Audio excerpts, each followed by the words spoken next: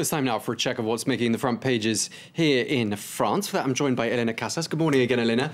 Now you've got a stack of papers, as usual, there, and you've got someone that looks like a GQ model on the front page of Libération. What's that about? It's not you, Tom. Don't get too overexcited. Glad. Right, now, this is probably the most interesting character from the presidential campaign that we've just had. Of course, François Hollande may now have been elected president, but perhaps not known for killer sound bites or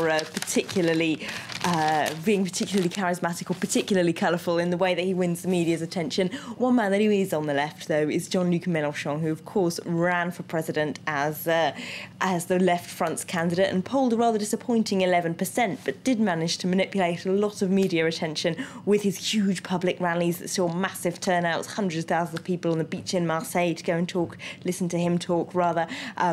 And, of course, his main field of battle, if you like, throughout that campaign was taking on Marine Le Pen, really trying to play for her voters, those working-class, white French people who feel they've been let down by the whole system, perhaps once loyal Socialist Party voters feel they've been ignored by the mainstream of the party, and now going for a protest vote. Now, he's continuing his anti-Marine Le Pen campaign for the parliamentary elections that are coming up in June. He's going to take her on for the same parliamentary seat in Hénin-Beaumont in the Pas-de-Calais, which is, of course, her fief, her field of support, where she polled over 30% of votes and came top of the polls in the presidential election of a few weeks ago, last week rather.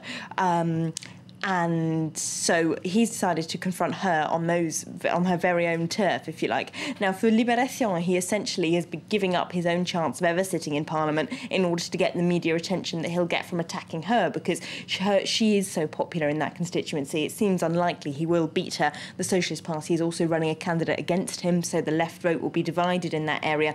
For the communist paper L'Humanité, though, which supports him every step of the way, they don't think it's a vanity project. They think it's very important for him to be continuing to confront Marine Le Pen, even on her home turf, and to keep speaking out against her views on just about everything. They've called him the social response to the extreme right in their editorial. He's here on the front page with a big welcome banner saying, "Welcome to the North, Jean-Luc." So some people are certainly really supporting his bid. Now, the man who actually won the French presidential race, François Hollande, we've been talking about him in the news today, has a very busy week ahead of him, doesn't he? He has an absolute marathon week, of course. He's inaugurated tomorrow, then he's got to meet Angela Merkel later that day, then he's going to the US to meet Barack Obama and go to the G8, blah, blah, blah. So for Le Figaro, this is really the moment of truth. Here he is on their front page, looking rather awkward, jumping over a gutter. But in their editorial, of course, this is a paper that has not supported him throughout the presidency. They wanted Sarkozy to win, so now they say, while he's managed to avoid reality for much of the presidential race, he's going to have to confront it fairly shortly now. Les Echos, the business paper, also has the challenges of François Hollande on their front page. Now, for them, he really needs to get some concessions out of Angela Merkel as quickly as he possibly can, because if he can't win her round to his vision of how Europe should look in the future quickly, he never will be able to. Now, for the international press, it's her really that's on the back foot in most of today's papers, because she has, of course, just lost a major regional election in North Rhine-Westphalia, and it's starting to look like it's her vision of Europe that's becoming marginalised while he rides into power on a wave of support from all around the continent. But that's not how it looks to those right-wing and business papers here in France. They reckon that his case is still very much yet to be won. For Le Parisien, the hardest is just about to begin. It says here on this front page, although they don't miss out on the chance to mock their new president just a little bit. They've got him hiding in an office in their cartoon on the inside, while someone outside says, "The president needs time to think about the major important issues in his life." And he's actually worrying to himself, shall I live in the Elysee or shall I continue living at home? That paper can't make up its mind if Johnny Halliday is a more important story either.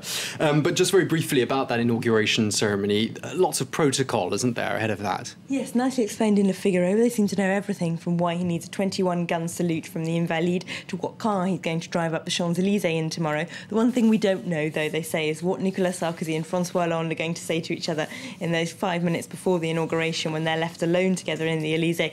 Do they pass on secret nuclear codes or how to deal with Angela Merkel? There's some things we'll probably never know.